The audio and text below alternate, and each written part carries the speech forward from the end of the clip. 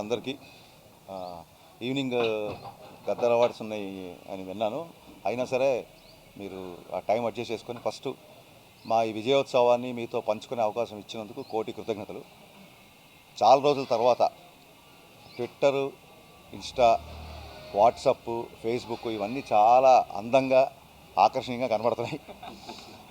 ఇది mass cinema కదా, ఓవర్సీస్లో కొంచెం లేట్గా రిపోర్ట్ వస్తుంది, అందరూ చూసి ఫ్యామిలీస్. ఎందుకంటే ఓవర్సీస్లో కూడా mid of the week release అయిన సినిమా. జనరల్గా సాటర్డే సండే వీకెండ్స్కి కానీ ఫ్యామిలీస్ అందరూ వచ్చి చూడరు. సో ఒక మాస్ ఎంటర్టైనర్ ఓవర్సీస్లో నాకు ఒక 2-3 డేస్ తర్వాత టాక్ వస్తుంది అనుకున్నాను. బట్ ఈ ఏ టు జెడ్ అని మేము అంటే ఆబాల గోపాలం చూసే సినిమా అని మొత్తం ఫ్యామిలీ ఎంటర్టైనర్ ఏ రకంగా అయితే మేము ఏం చేసామో నిన్న నైట్ అప్పటి నుంచే ఎలాగో నైట్ షోస్ ఇక్కడ లేవు కాబట్టి మార్నింగ్ ఒక 4 నుంచి 5 నుంచి ఆంధ్రాలో షోలు పడ్డాయి. ఇక్కడ 7:30 7:45 ఇక్కడ షోలు పడ్డాయి.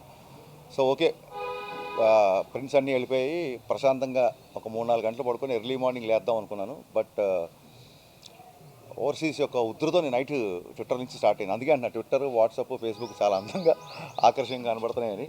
నిన్న ఈవినింగ్ నుంచే అదే నైట్ నుంచి స్టార్ట్ అయిపోయింది అక్కడ. ఎందుకంటే అక్కడ యూఎస్లో ఈవినింగ్ షో స్టార్ట్ అయ్యి బిగినింగ్ నుంచి నేను ఏం చెప్తున్నానో అదే రిజల్ట్ రావడం అనేది చాలా చాలా చాలా చాలా సంతోషంగా ఉంది. చాలామంది చెప్తున్నారు, ఇంత పెద్ద కంటెంట్ పెట్టుకొని మీరు దాచారేంటి, చెప్పలేదేంటి, చెప్తే ఇంకా బాగా బజ్ క్రియేట్ అయ్యేది కదా, ఇంత ఇంత ఇంత సాలిడ్ కంటెంట్ ఉందని మాకు తెలియదు సెకండ్ హాఫ్లో అని చెప్పి అన్నారు. నేను నా సాలిడ్ కంటెంట్ రెడీ చేయడానికి టైం పట్టింది. అది రెడీ చేయకముందు ఆ కంటెంట్ ఉందని ఎలా చెప్తాము? సో మాకున్న పరిస్థితులలో సినిమా 19వ తారీఖు కల్లా రిలీజ్ అయిపోవాలి, థియేటర్లో ఉండాలంటే మనం చెప్పినట్టు ఒక 3 రోజుల ముందు ఓవర్సీస్ ప్రింట్లు పంపాలంటే మాకు 16వ తారీఖే డెడ్ లైన్. 16వ తారీఖు కల్లా రెడీ చేయాలి. ఈ రెడీ చేయడానికి తమన్ అండ్ టీం, అలాగే మా ప్రొడక్షన్ టీం, మా చందు గారు, మా డైరెక్షన్ డిపార్ట్మెంటు, మా ప్రొడక్షన్ రాంబాబు గారు, శ్రావణ్, సతీష్, సత్య, అందరి పేర్లు చెప్పాలి, బాబు, వీళ్ళందరూ అన్నపూర్ణ స్టూడియోలో వంతుల వారీగా అంటే ఒక ముగ్గురు నైట్ అంతా ఉంటే ఇంకో 2 అవర్స్ పడుకొని వచ్చి మళ్ళీ 2 అవర్స్ చూడండి, మన సరిహద్దుల్లో కాపలా కాసే సైనికుల్లాగా పనిచేశారు నిజంగా. వాళ్ళందరికీ అఖిల్, రవి, అభి, గురు, అందరి డిపార్ట్మెంట్లో ఉన్న హర్షి, లోకేష్, వీళ్ళందరికీ నేను చేతులెత్తి బాబీ గుండెకాయని చెప్పాను కదా, బాబీ అయితే అసలు 1 అవర్ కూడా పడుకోలేదు. సో 16th ప్రింట్స్ రెడీ చేసి పంపించడమే ఈ సినిమా యొక్క పెద్ద సక్సెస్ అండి. ఆ రకంగా ప్రీపోన్ చేసినా సరే పంపించగలిగాం. That is the biggest success first. అందుకే ఓవర్సీస్లో మేము అనుకున్న అన్ని చోట్ల షోలు పడ్డాయి. అది చాలా పెద్ద సక్సెస్. అక్కడి నుంచి మొదలు పెడితే నేను డే 1 నుంచి చెప్తున్నా, నేను తీసేది కమర్షియల్ ఎంటర్టైనర్. పవన్ కళ్యాణ్ గారిని ఒక ఫ్రీ ఫ్లోన్ స్టార్ట్ చేశారు ట్విట్టర్లో, కొత్త పదం. పవన్ కళ్యాణ్ గారి స్వాగ్, పవన్ కళ్యాణ్ గారి హిస్ట్రియానిక్స్, పవన్ కళ్యాణ్ గారి ఒరిజినల్ డిఎన్ఏ, ఆయనకు ఉండే ఒక ఫ్రీ కరిజ్మాటిక్ బాడీ లాంగ్వేజ్ ఏదైతే ఉంటుందో ఇది చాలా సంవత్సరాల నుంచి మిస్ అవుతుంది. నేను ఇదే చూపించబోతున్నా. నేను కమర్షియల్ ఎంటర్టైనర్ తీస్తున్నా అని చెప్పే కమర్షియల్ ఎంటర్టైనర్ తీసా. నేను ఏ రోజు ఒక కళాత్మకమో లేకుంటే ఇంకో కళాఖండమో తీస్తున్నా అని చెప్పలేదు.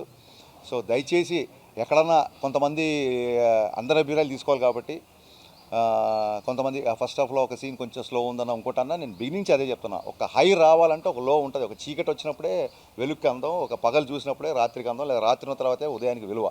డెఫినెట్గా ప్రీ ఇంటర్వెల్ వరకు సినిమా అలా చిన్న ఒక చైల్డ్ ఎపిసోడ్లో హీరో క్యారెక్టరేషన్ ఏంటి, హీరో ఇంట్రడక్షన్ ఏంటి చూపించాం. చైల్డ్ ఎపిసోడ్కే అబ్బాయి యాస్టీస్ పవన్ కళ్యాణ్ గారిలాగా ఇమిటేట్ చేశాడు. చైల్డ్ ఎపిసోడ్ అన్న యాస్టీస్ హీరోని చూసినట్టు ఉందని చెప్పి మెసేజ్ స్టార్ట్ చేశారు అందరూ. అక్కడి నుంచి హీరో ఇంట్రడక్షన్ బద్దలైపోయిందని మీరే అంటున్నారు.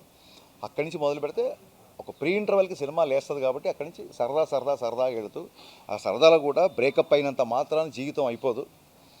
ఈ బ్రేకప్ గురించి 10 మంది ఏం మాట్లాడుకుంటారన్న ఒక విషయం వదిలేసేయండి అన్న. ఒక మంచి యూత్కి కావాల్సిన కాన్సెప్ట్ చెప్తూ మంచి డైలాగులతో వెళ్తూ ఒక్కసారి ప్రీ ఇంటర్వెల్ నుంచి అందుకుందంటే వి ఆల్ నో ఇంకా అక్కడి నుంచి సినిమా ఆగదని. క్లైమాక్స్ వరకు అలాగే ఉంది. సో ఎప్పుడైతే పవన్ కళ్యాణ్ గారి హిస్టరీకి చూపిస్తున్నానో కొంతమంది వెంటేజ్ పవన్ కళ్యాణ్ కావాలంటారు, కొంతమంది అన్న ఇంకా ఎంతకాలం ఇలాగా ఇంకా కొంచెం కొత్తది అన్న అంటారు. పూర్తిగా సినిమాని సమగ్రమైన దృష్టితో చూసేవాళ్ళకి చెప్పాల్సిందంటే చాలా చాలా చాలా కొత్త పాయింట్. జనరల్గా తెలుగు సినిమాలో విలన్ అనగానే మాఫియా డాన్లో, బ్యాడ్ పొలిటీషియన్లో, ఫ్యాక్షనిస్ట్లో ఇవన్నీ మనం చూసేసాం. అలా తీసిన తప్పని కాదు. ఫస్ట్ టైం ఎవరు నాకు తెలిసి హిందీలో టచ్ చేశారు కొంతవరకు, బట్ ఫుల్ పేజ్గా చెప్పలేదు పాయింట్. ఫస్ట్ టైం సమకాలీన సమస్య డెమోగ్రఫిక్ చేంజ్ అనేది, అది అస్సాం అవ్వచ్చు, వెస్ట్ బెంగాల్ అవ్వచ్చు, ఉత్తరప్రదేశ్ అవ్వచ్చు, చాలా చోట్ల ఒక డెమోగ్రఫిక్ చేంజ్ జరుగుతోంది. ఇల్లీగల్ ఇమిగ్రెంట్స్ యొక్క ఎఫెక్ట్, దాని మూలంగా మన మన మన పౌరుల నుంచి మిస్ అయిపోతున్న ఆధార్ కార్డులు, మన దగ్గర నుంచి మిస్ అయిపోతున్న ఓటర్ ఐడి కార్డులు, ఇలాంటివి ఎలా జరుగుతాయి మీరు పేపర్లో చూడండి, యూట్యూబ్లో చూడండి. ఈ తాలూకు సమస్య అనేది తీవ్రత ఉంది కాబట్టి దీన్ని మేము టచ్ చేసాం. It is a very very very contemporary and అందరం కాన్షియస్గా ఉండాల్సిన సమస్య. ఈ సమస్యని ఇందులో డిస్కస్ చేయాల్సి వచ్చింది. అట్ ద సేమ్ టైం ఎక్కడో మనందరం ఇండియన్స్, మనకు రీసెంట్గా జరిగిన పరిణామాలు ఎక్కడో మనని ఒక చిన్న బాధకు అసంతృప్తిగా గురి చేస్తాయి కాబట్టి మన ఆడపడుచుల నుది తిలకం తీసిన సందర్భం మనం ఇటీవలే చూసాం కాబట్టి, ఎలాగూ డెమోగ్రఫిక్ చేంజ్ అనేది తీస్తున్నాం కాబట్టి ఆ పాయింట్ కూడా చాలా గట్టిగా మొహమాటం లేకుండా క్యారెక్టరేషనే భగత్ సింగ్ అని ఉంది. ఏదో న్యూస్ వచ్చింది కాబట్టి చెప్పి అప్పటికప్పుడు క్లైమాక్స్లో పెట్టింది కదా. మీరు అబ్జర్వ్ చేస్తే సెకండ్ హాఫ్లో మన వాళ్ళే ఇద్దరు ఎంప్లాయీస్ ఊరికే అలా కూర్చొని రకరకాల న్యూస్లు మొబైల్లో చూసుకుంటూ జోకులు వేస్తూ సైనికుల గురించి ఆవేయాలని మాట్లాడినప్పుడు భగత్ అనే క్యారెక్టర్ కోపం వస్తుంది. భారత్ మాతకి జై అనడం ఈ ప్రాబ్లం ఏంటో. సో భగత్ అనే క్యారెక్టర్స్ని చిన్నప్పటి నుంచి ఆర్క్ నుంచి చైల్డ్హుడ్ నుంచి క్లైమాక్స్ వరకు ఒక జాతీయతా భావంతో ఉన్న క్యారెక్టర్.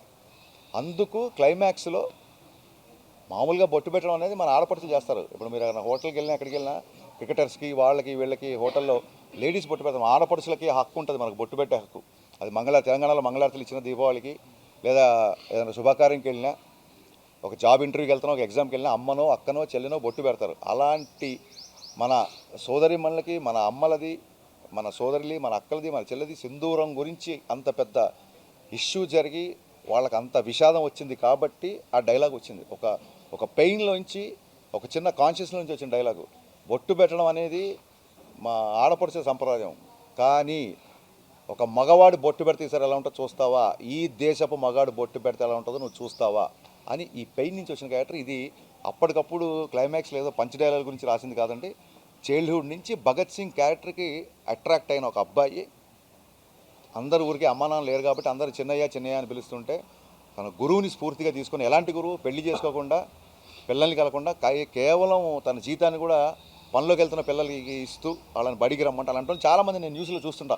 ఒక ఐఏఎస్ ఆఫీసరు ట్రైబల్కి ఎగ్జామ్స్కి పాపం ప్యాంటు పై వరకు అలా చెక్కొని వాటర్లో ఒక నదిలో 3 కిలోమీటర్లు 4 కిలోమీటర్లు అక్కడ వాళ్ళకి పరీక్షలు నిర్వహించడం, వాళ్ళకి చదువు చెప్పడం, కొంతమంది డాక్టర్లు, కొంతమంది నర్సులు కరోనా టైంలో అక్కడికి వెళ్ళి వ్యాక్సిన్ వేయడం, ఒక ట్రైబల్ ఏరియాలో స్వచ్ఛందంగా. అంటే సినిమాలో ఎందుకు సెకండ్ హాఫ్ ఎంతమంది బాగుంది అంటారంటే క్యారెక్టర్స్ అన్ని చాలా ఉదాత్తంగా ఉంటాయి.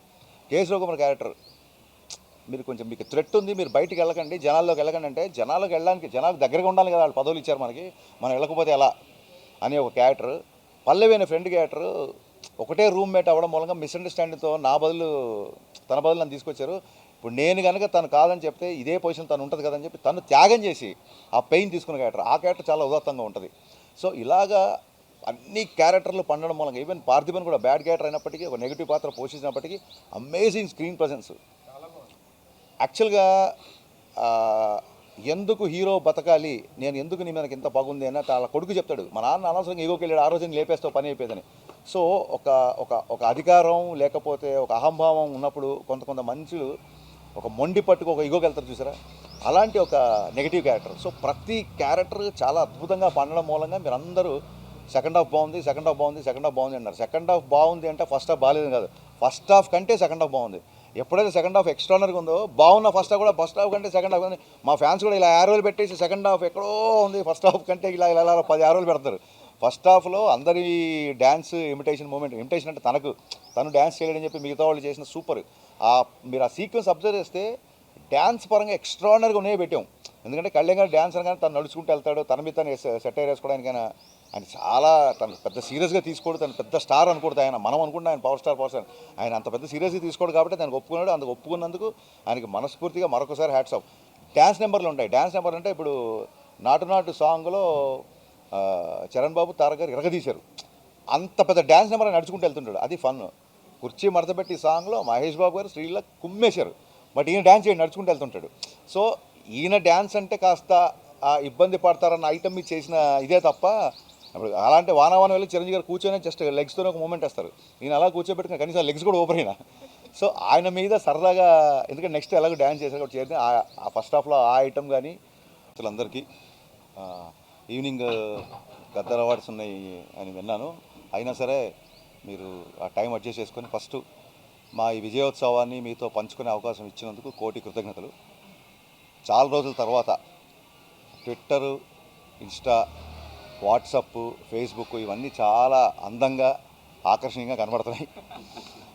ఇది మాస్ సినిమా కదా, ఓవర్సీస్లో కొంచెం లేట్గా రిపోర్ట్ వస్తుంది, అందరూ చూసి ఫ్యామిలీస్. ఎందుకంటే ఓవర్సీస్లో కూడా mid of the week release అయిన సినిమా. జనరల్గా సాటర్డే సండే వీకెండ్స్కి కానీ ఫ్యామిలీస్ అందరూ వచ్చి చూడరు. సో ఒక మాస్ ఎంటర్టైనర్ ఓవర్సీస్లో నాకు ఒక 2-3 డేస్ తర్వాత టాక్ వస్తుంది అనుకున్నాను. బట్ ఈ ఏ టు జెడ్ అని మేము అంటే ఆబాల గోపాలం చూసే సినిమా అని మొత్తం ఫ్యామిలీ ఎంటర్టైనర్ అని ఏ రకంగా అయితే మేము ఏం చేసామో, నిన్న నైట్ అప్పటి నుంచే ఎలాగో నైట్ షోస్ ఇక్కడ లేవు కాబట్టి మార్నింగ్ ఒక 4 నుంచి 5 నుంచి ఆంధ్రాలో షోలు పడ్డాయి. ఇక్కడ 7:30, 7:45 ఇక్కడ షోలు పడ్డాయి.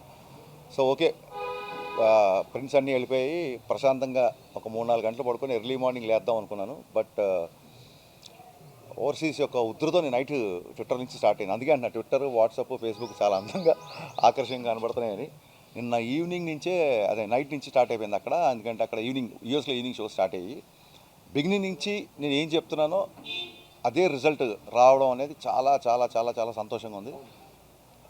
చాలామంది చెప్తున్నారు, ఇంత పెద్ద కంటెంట్ పెట్టుకొని మీరు దాచారేంటి, చెప్పలేదేంటి, చెప్తే ఇంకా బాగా బజ్ క్రియేట్ అయ్యేది కదా, ఇంత ఇంత ఇంత సాలిడ్ కంటెంట్ ఉందని మాకు తెలియదు సెకండ్ హాఫ్లో అని చెప్పి అన్నారు. నేను నా సాలిడ్ కంటెంట్ రెడీ చేయడానికి టైం పట్టింది. అది రెడీ చేయకముందు ఆ కంటెంట్ ఉందని ఎలా చెప్తాము? సో మాకున్న పరిస్థితులలో సినిమా 19వ తారీఖు కల్లా రిలీజ్ అయిపోవాలి, థియేటర్లో ఉండాలంటే మనం చెప్పినట్టు ఒక 3 రోజుల ముందు ఓవర్సీస్ ప్రింట్లు పంపాలంటే మాకు 16వ తారీఖే డెడ్ లైన్.